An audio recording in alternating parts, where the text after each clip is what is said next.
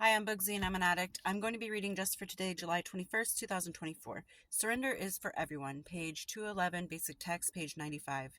If, after a period of time, we find ourselves in trouble with our recovery, we have probably stopped doing one or more of the things that helped us in the earlier stages of our recovery.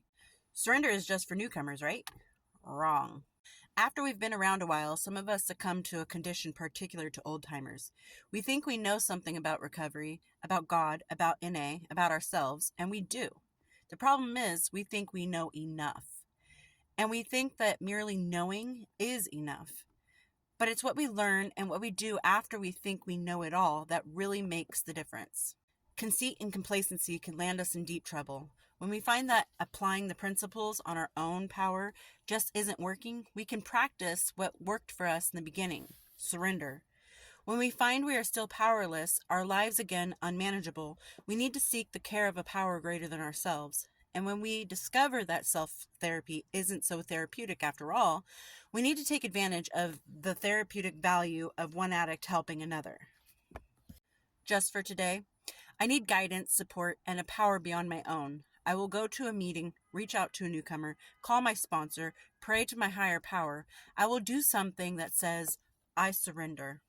When you start to think that you know it all, you need to tell yourself that you need to learn more.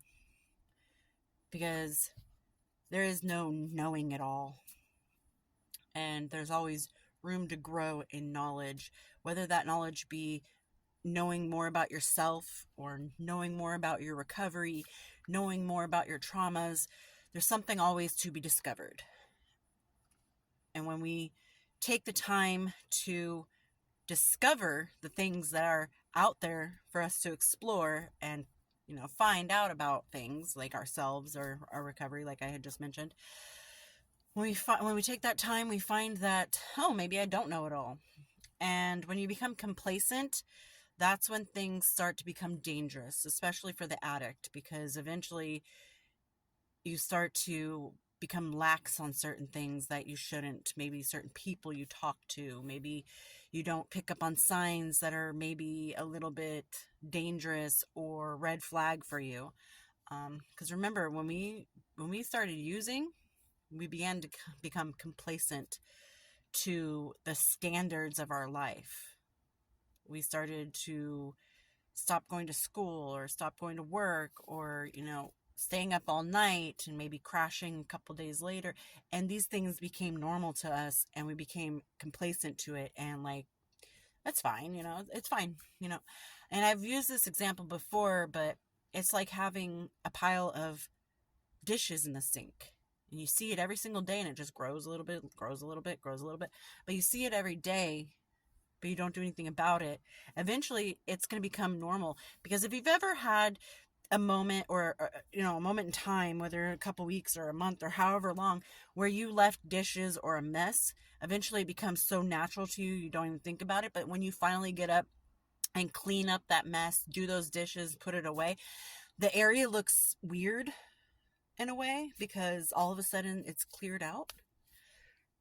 So it goes both ways for the complacency of addiction, where even in recovery, we can start to overlook the mess that's in our life, the unmanageability, the odd, dirty area, and we just kind of go, oh, it's fine, it's fine. And eventually it grows and grows and grows. But then we feel so much better when we take that mess and clear it out and take care of it. And you look at that part of your life, you're like, dang, that looks good. Everything's put away, everything's neat. You just have to recognize when you start to think that you know it all and recognize when there's messes to be cleaned. And I hope everyone's doing well out there, and I'll talk to you later.